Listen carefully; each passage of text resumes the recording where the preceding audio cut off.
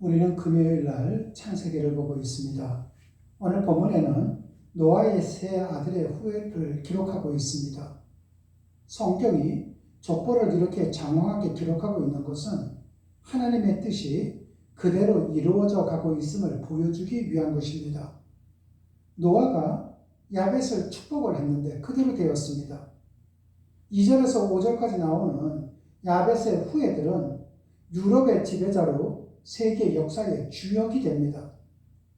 5절 말씀처럼 야벳의 후예는 지중해와 흑해, 대서양 바다를 끼고 번창합니다. 야벳의 후예가 번창할 수 있었던 원인이 무엇이겠습니까? 그것은 아버지 노아의 허물을 덮어주는 일에 셈과 함께 협력자가 되었기 때문입니다.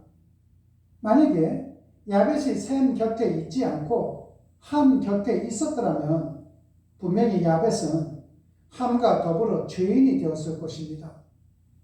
이 같은 사실은 내가 누구와 함께 있느냐가 매우 중요하다는 것입니다. 그러므로 우리는 늘 의로운 자와 함께 벗을 삼는 자가 되어야만 합니다. 이때뿐만이 아닙니다. 창세기 12장에서 보게 될 아브라함은 하나님의 말씀을 따라 본토와 친척과 아비 집에 있는 하란을 떠납니다. 그때 함께 떠난 조카 롯은 죄악의 도시 소돔과 고모라가 망하는 날 아브라함의 간청으로 인하여 구원을 받게 되었습니다. 그러므로 의로운 자와 벗하는 자가 벗이 된다는 것을 바로 창세기 12장에서도 보여주고 있는 것입니다. 야벳은 셈과 함께 있었기 때문에 아버지로부터 축복을 받고 창대하게 되는 복을 받게 된 것입니다.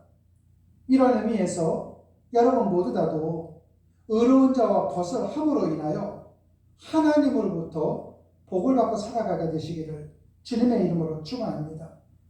그렇다면 노아의 둘째 아들 함은 어떤가? 함의 자손에 대한 하나님의 저주는 어떻게 성취되었습니까?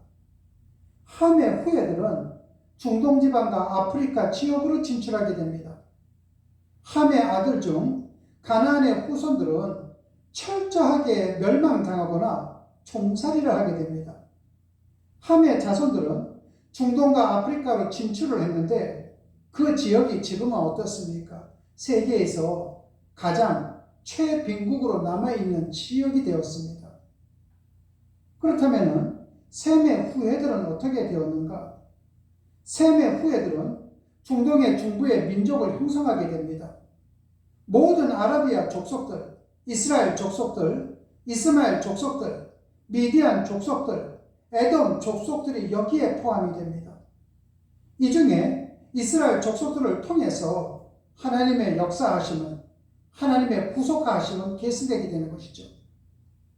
엘람은 파사만에서 카스피해까지 거주했으며 아수르는 티그리스 동편을, 아르박사스는 니느웨 북동쪽을, 특히 터키 서부 지역을, 아람은 메소포타미아 초원 지역에 퍼지게 됩니다. 본문 24절을 보면은 아르박사스와 그의 후손들은 중동으로부터 아시아를 석권하게 됩니다. 셈의 후손인 히브리인들은 함의 후손인 가나안 원주민들을 모두 멸망시키거나 종으로 삼았습니다.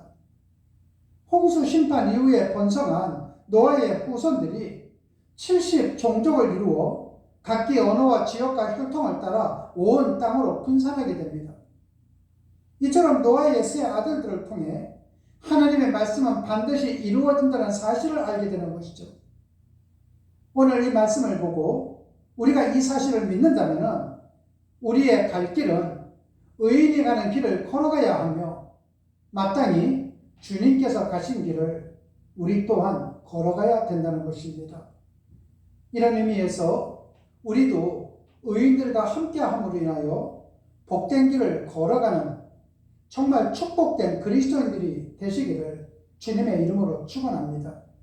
기도하시겠습니다. 하나님 아버지, 우리가 사는 동안 죄인의 길에 서지 않도록 도와주시옵소서.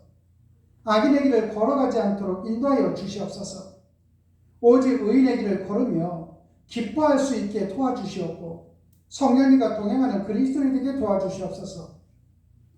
언제나 주님의 인도하심을 따라 걷게 하시고 하나님을 기쁘시게 하는 복된 날들이 될 수 있도록 은혜를 베풀어 주시옵소서.